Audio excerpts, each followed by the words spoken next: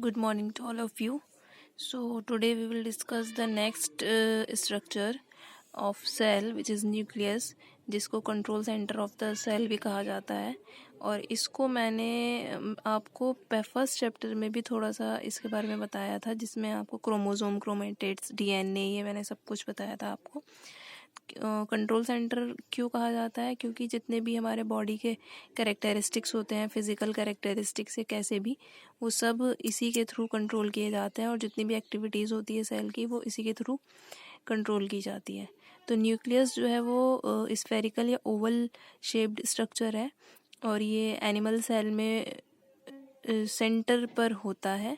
ठीक है, जैसे कि एनिमल सेल हो गई, कोई भी एनिमल सेल है तो बीचों बीच ये प्रेजेंट होगा। लेकिन जो प्लांट सेल होती है उसमें, प्लांट सेल में ज़्यादातर पार्ट वैक्यूल घेरे रहता है। वैक्यूल क्या है? एक खाली स्ट्रक्चर है, और ये थोड़ा साइड की तरफ को होगा न्यूक्लियस प्लांट सेल में। इसको अगर बात करें डिस्कवर किसने किया था, तो सेल में न्यूक्लियस को डिस्कवर किया था रॉबर्ट ब्राउन ने इन 1831। और ज़्यादातर सेल्स में एक ही न्यूक्लियस प्रेजेंट होता है, लेकिन कुछ सेल्स होती हैं जैसे कि मसल्स सेल होती हैं, तो मसल सेल्स में एक से ज़्यादा भी न्यूक्लियस भी हो सकते हैं। ठीक है, तो ऐसी सेल जिनके अंदर 2 न्यूक्लियस प्रेजेंट होंगे वो बाई न्यूक्लिएट कहलाती हैं, और ऐसी सेल जिनके अंदर 2 या 2 से ज़्यादा न्यूक्लियस प्रेजेंट होंगे वो मल्टी न्यूक्लिएट सेल्स कहलाएंगी। ठीक है, और कुछ सेल्स ऐसी भी होती हैं जिनके अंदर न्यूक्लियस प्रेजेंट नहीं होता। ठीक है, तो ऐसी सेल है हमारी आरबीसीज। तो आरबीसीज के अंदर कोई न्यूक्लियस प्रेजेंट नहीं होता। और इसके अलावा प्लांट में जो फ्लोएम के अंदर साइव ट्यूब सेल्स होती हैं उनके अंदर भी न्यूक्लियस प्रेजेंट नहीं होता। तो ऐसी सेल्स जिनके अंदर न्यूक्लियस प्रेजेंट नहीं होता वो अन्यूक्लिएट कहलाती हैं। ठीक है, एन्यूक्लिएट कहलाती हैं। अब बात कर लेते हैं हम न्यूक्लियस के स्ट्रक्चर की। तो न्यूक्लियस के स्ट्रक्चर अगर देखें तो मेनली उसके अंदर क्या क्या स्ट्रक्चर दिखाई देती है। एक तो न्यूक्लियर एनवलप होता है, न्यूक्लियोप्लाज्म होता है, न्यूक्लियोलस होता है, और क्रोमेटिन नेटवर्क। इसके बारे में हम पहले भी डिस्कस कर चुके हैं। ठीक है, तो सबसे पहले हम न्यूक्लियस का स्ट्रक्चर भी देखेंगे, और साथ में इसके स्ट्रक्चर भी पढ़ते जाएंगे। सबसे पहले है न्यूक्लियर एनवलप। न्यूक्लियर सब में न्यूक्लियस ही है, मतलब वो न्यूक्लियस के बारे में ही बात हो रही है। एनवलप से मतलब है कवर। तो न्यूक्लियर एनवलप जो है वो न्यूक्लियस के चारों तरफ जो स्ट्रक्चर होती है जिससे ये न्यूक्लियस कवर रहता है उसको न्यूक्लियर एनवलप कहा जाता है। मतलब इस न्यूक्लियस के चारों तरफ जो लेयर्स प्रेजेंट है, जो मेम्ब्रेन्स हैं, जो 2 मेम्ब्रेन होती हैं। ठीक है, इसके अलावा इन दोनों मेम्ब्रेन्स के बीच में एक स्पेस होता है, तो वो सब मिलकर न्यूक्लियर एनवलप बनाता है। जैसे कि यहाँ लिखा है, nucleus is surrounded by 2 lipoprotein membrane similar to plasma membrane. तो जैसे कि प्लाज्मा मेम्ब्रेन के अंदर मेम्ब्रेन होती है ना, 2 लिपिड बाइलेयर होती है, इसके अंदर होती है लिपोप्रोटीन मेम्ब्रेन। लिपोप्रोटीन से मतलब, लिपो मतलब लिपिड्स, प्रोटीन मतलब प्रोटीन, तो लिपिड और प्रोटीन की बनी हुई मेम्ब्रेन है। तो ये भी डबल मेम्ब्रेनस स्ट्रक्चर होती है। आउटर मेम्ब्रेन न्यूक्लियस की कंटिन्यूस होती है, जो बाहर वाली लेयर है विच इज़ आउटर लेयर, आप देख सकते हैं वो कंटिन्यूस लेयर है। लेकिन जो हाँ, ये कंटिन्यूस लेयर होती है, और ये कंटिन्यूस लेयर से ही एंडोप्लाज्मिक रेटिकुलम लगा हुआ होता है। ठीक है, तो ये वाली जो स्ट्रक्चर है आपको ये दिखाई दे रही होगी, ये एंडोप्लाज्मिक रेटिकुलम की है। ठीक है, इस स्ट्रक्चर के बारे में हम आगे पढ़ेंगे, आप कंफ्यूज नहीं होइएगा या परेशान मत होना कि स्मूथ एंडोप्लाज्मिक रेटिकुलम लिखा है, ठीक है, या रफ एंडोप्लाज्मिक रेटिकुलम लिखा है, ये मैं आपको बाद में बताऊंगी। बस अभी आपको सिर्फ इतना याद रखना है कि न्यूक्लियस से ही एक, इसकी आउटर लेयर से एक स्ट्रक्चर लगी होती है, उसको हम एंडोप्लाज्मिक रेटिकुलम कहते हैं। ठीक है, तो ये जो आपकी एक तो आउटर मेम्ब्रेन हो गई, और दूसरी जो है आपकी इनर मेम्ब्रेन होती है। ठीक है, और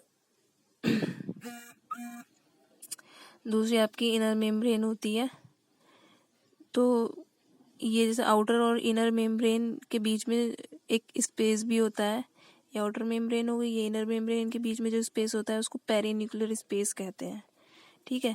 तो ये इन आउटर मेम्ब्रेन, इनर मेम्ब्रेन और पेरीन्यूक्लियर स्पेस ही मिलकर पूरा न्यूक्लियर एनवलप बनाते हैं। ठीक है। इसके अलावा इस न्यूक्लियर एनवलप, ये पूरा न्यूक्लियर एनवलप है। ठीक है। तो ये पूरी जो मेम्ब्रेन है, इनके बीच बीच में पोर्स भी होते हैं। ये पोर्स आप देख सकते हैं इन मेम्ब्रेन्स के बीच में। तो ये पोर्स कहलाते हैं आपके न्यूक्लियर पोर, क्योंकि न्यूक्लियस के अंदर पोर है, तो इस वजह से इनको क्या कहा जाएगा, nuclear pore. In nuclear pore की वजह से ही जो न्यूक्लियस के अंदर मटेरियल जो है वो एक्सचेंज होता है, आता जाता रहता है। तो ये न्यूक्लियस कहाँ प्रेजेंट है, सेल के अंदर, साइटोप्लाज्म के अंदर। तो साइटोप्लाज्म से न्यूक्लियस के अंदर कोई चीज़ आनी है या न्यूक्लियस से कोई चीज़ साइटोप्लाज्म में जानी है, तो उसका एक्सचेंज यहाँ से न्यूक्लियर पोर के थ्रू होता रहता है। ठीक है। सेकेंड स्ट्रक्चर यहाँ है न्यूक्लियोप्लाज्म। इसको न्यूक्लियर सेप भी कहते हैं। सेप मतलब लिक्विड, न्यूक्लियो मतलब न्यूक्लियस, प्लाज्म मतलब प्लाज्मा, लिक्विड जैसा कोई चीज़। ठीक है। तो न्यूक्लियोप्लाज्म जो है वो विस्कस फ्लूइड है, काफ़ी गाढ़ा फ्लूइड है, जो न्यूक्लियर मेम्ब्रेन के थ्रू एनक्लोज रहता है। इसके अंदर एंजाइम्स, राइबोसोम्स, न्यूक्लियोलस और क्रोमेटिन थ्रेड्स होते हैं। ठीक है। एंजाइम्स होते हैं, राइबोसोम्स होते हैं। राइबोसोम्स छोटी छोटी स्ट्रक्चर्स है, गोल। न्यूक्लियोलस प्रेजेंट होता है और क्रोमेटिन थ्रेड होते हैं। ठीक है। न्यूक्लियोप्लाज्म क्या है, एक फ्लूइड है, जैसे कि सेल के अंदर साइटोप्लाज्म एक फ्लूइड है, ऐसे ही न्यूक्लियोप्लाज्म एक फ्लूइड है। थर्ड स्ट्रक्चर हम यहाँ बात कर लेते हैं न्यूक्लियोलस की। तो न्यूक्लियोलस क्या है, एक डेंस स्फेरिकल स्ट्रक्चर है। ये आप देख सकते हैं, डेंस मतलब बहुत घनी गोल बॉडी है। ये न्यूक्लियस के अंदर ही प्रेजेंट होती है, और इसमें जैसे कि लिखा है कि इसको क्लियरली विजिबल मतलब साफ देखा जा सकता है in non dividing cells. Non dividing cell से मतलब ये है कि सेल्स जो होती हैं उनके अंदर डिवीज़न होता रहता है। ठीक है। डिवीज़न मतलब वो डिवाइड होती रहती हैं। तो ऐसी सेल जो डिवीज़न जिनके अंदर नहीं हो रहा है, तो उन सेल्स में आप इनको न्यूक्लियोलस को क्लियरली देख सकते हैं। ठीक है। लेकिन जब सेल डिवीज़न होता है तो ये डिसइंटीग्रेट्स हो जाते हैं सॉरी, डिसइंटीग्रेट्स मतलब ये डिवाइड होते हैं, तो क्लियरली शो हो नहीं पाते। ठीक है। न्यूक्लियोलस के चारों तरफ कोई ऐसी मेम्ब्रेन नहीं होती है, और न्यूक्लियोलस के अंदर ही DNA and RNA, DNA deoxyribonucleic acid, RNA is ribonucleic acid, ये दोनों ही स्ट्रक्चर प्रेजेंट होती हैं। प्रोटीन्स होते हैं, एंजाइम्स होते हैं। ठीक है। ये सब प्रेजेंट होता है, न्यूक्लियोलस के अंदर प्रेजेंट होता है ये डीएनए आरएनए। तो डीएनए आरएनए की वजह से ही इसको control house of the cell बोला जाता है, न्यूक्लियस को। ठीक है। तो इतना स्ट्रक्चर हो गया आपका न्यूक्लियोलस का। यहाँ ये न्यूक्लियोप्लाज्म मैंने बता दिया आपका, ये हो गया, ये न्यूक्लियोलस हो गया। ठीक है। देन आपका आता है क्रोमेटिन नेटवर्क। क्रोमेटिन नेटवर्क से मतलब है क्रोमेटिन मटेरियल, इसको मटेरियल भी बोल सकते हैं। तो क्रोमेटिन नेटवर्क जो है वो आपका जैसे डार्कली स्टेन लिखा है ना, स्टेन से मतलब रंगना, स्टेनिंग मतलब रंगना, कलर। तो ये डार्कली स्टेन्ड स्ट्रक्चर आपको दिखाई दे रहा है। तो ये जो होता है ये थ्रेड लाइक स्ट्रक्चर होता है, which is present like this. इस टाइप की स्ट्रक्चर होती है, बहुत घनी। ठीक है। थ्रेड लाइक स्ट्रक्चर, क्रोमेटिन क्या है, एक थ्रेड लाइक स्ट्रक्चर है। तो ये किस चीज़ के बने होते हैं, डीएनए प्रोटीन्स के बने होते हैं, क्रोमेटिन जो थ्रेड है आपका। ठीक है। तो जैसे कि यहाँ लिखा है क्रोमेटिन नेटवर्क को क्रोमेटिन रेटिकुलम भी कहा जाता है, या क्रोमेटिन मटेरियल भी कह सकते हैं इसको। ठीक है। यही क्रोमेटिन मटेरियल डेंस होकर जब सेल के अंदर डिवीज़न चलता हुआ होता है, तो डिवीज़न में ये पूरा क्रोमेटिन, आप रेड कलर का थ्रेड लाइक स्ट्रक्चर देख रहे हैं, ये कंडेंस्ड होकर, कंडेंस मतलब संघनित होकर, आपस में मिलकर शॉर्ट रॉड शेप्ड, शॉर्ट ये रॉड शेप्ड, ये रॉड शेप्ड हो गया। इस रॉड शेप्ड स्ट्रक्चर्स बनाते हैं। इन रॉड शेप्ड स्ट्रक्चर्स को क्रोमोसोम्स कहा जाता है। ठीक है। और ये कब हो रहा है, सेल डिवीज़न में। जब सेल डिवाइड होगी उस टाइम पर ये स्ट्रक्चर्स बनती हैं। ये थ्रेड लाइक स्ट्रक्चर्स कंडेंस्ड होकर ये रॉड शेप्ड स्ट्रक्चर बनाती है, जिनको क्रोमोसोम कहा जाता है। ठीक है। इनको क्रोमोसोम कहा जाएगा, यहाँ नहीं शो है, लेकिन मैं बता रही हूँ at the time of cell division तब ये स्ट्रक्चर बनेंगी। ठीक। और यही स्ट्रक्चर जो होती हैं वो हेरिडिटी व्हीकल्स कहलाती हैं, क्योंकि इन्हीं के अंदर जीन्स प्रेजेंट होते हैं। ये मैंने आपको बताया था जीन्स क्या होते हैं, तो इन्हीं के अंदर डीएनए प्रेजेंट होते हैं, डीएनए के अंदर जीन्स प्रेजेंट होते हैं जो आपके हेरिडिटी में हेल्पफुल होते हैं। मतलब जो करेक्टर्स आपके पेरेंट्स से आपके अंदर आए हैं वो इन्हीं के थ्रू आते हैं। ठीक है, तो ये डीएनए वाला सेगमेंट यहाँ से आपका शुरू हो जाएगा। जैसे कि यहाँ लिखा है functional segment of DNA are called gene. वही डीएनए के अंदर जीन्स प्रेजेंट होते हैं। इन जीन्स के अंदर वो करेक्टर्स होते हैं जो आपके पेरेंट्स से आपके अंदर आए हैं। Means gene carry the information for protein synthesis which in turn control the development of characters. मैंने आप लोगों को ये बताया था कि जैसे कि अगर हम यहाँ देखें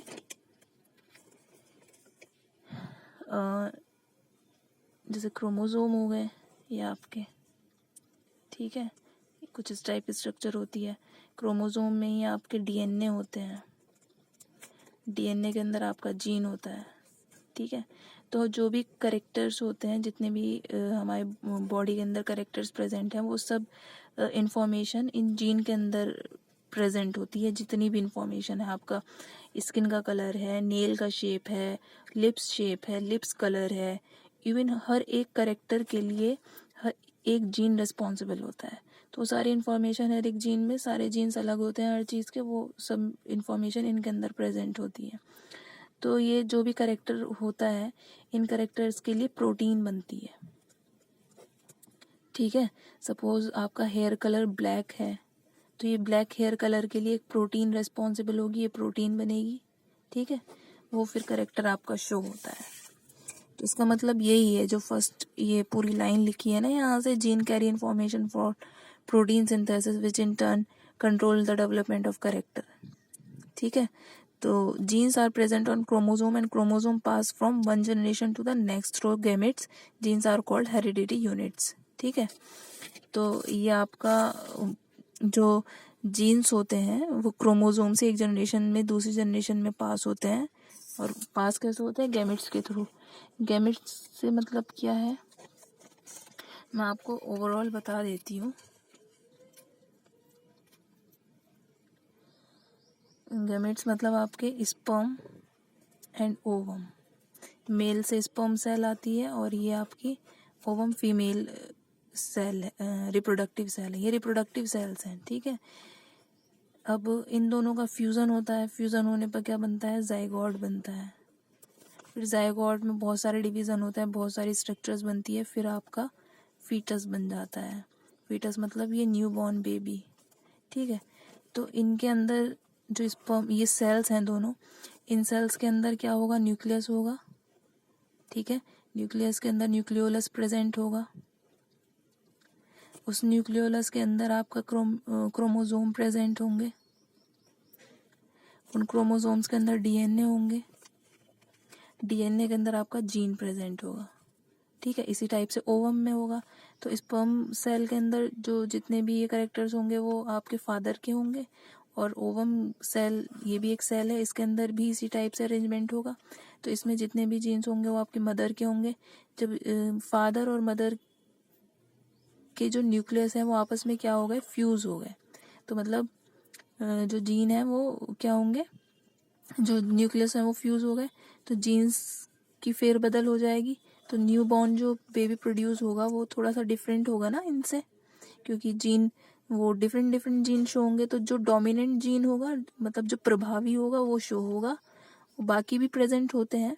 तो कुछ करेक्टर्स इस न्यू बॉर्न बेबी के अंदर अपने फादर जैसे होंगे, कुछ करेक्टर्स इस न्यू बॉर्न बेबी में अपनी मदर जैसे होंगे। ठीक है, ऐसे ही होता है ना। तो ये करेक्टर्स आपके कहाँ से आए हैं? अपने फादर मदर से। तो आए कि किसके थ्रू है? इन स्पर्म्स, मतलब स्पर्म और ओवम को ही क्या कहा जाता है? गैमेट कहा जाता है। इन्हीं के अंदर क्या प्रेजेंट है? जीन प्रेजेंट है। ठीक है, तो ये ओवरऑल प्रोसेस ये होती है। तो इस वजह से जीन को हेरिडिटी यूनिट्स कहा जाता है। क्या कहा जाता है इनको? Hereditary units. हेरिडिटी से मतलब होता है करेक्टर्स का जनरेशन टू जनरेशन पास होना। तो जीन के थ्रू होता है, तो इस वजह से इनको हेरिडिटी यूनिट्स कहा जाता है। और डीएनए को भी हेरिडिटरी मटेरियल कहा जाता है, क्योंकि डीएनए के अंदर ही जीन प्रेजेंट होते हैं। ठीक है, तो एक जनरेशन से दूसरी जनरेशन में कैरेक्टर्स जो पास होते हैं वो इस ऐसे हो जाते हैं। ठीक है, यहाँ कुछ पॉइंट्स लिखे हैं, वो आपको मैं बता देती हूँ, या इसको मैं आपको नेक्स्ट वीडियो में समझा दूँगी। आपको इतना कोई इसमें कोई डाउट होगा तो आप डाउट क्लास में पूछिएगा, या फिर आप पर्सनली भी मुझे व्हाट्सएप पे पूछ सकते हैं कि ये कैसे हुआ। ठीक है, इतना समझ आ गया होगा आपको।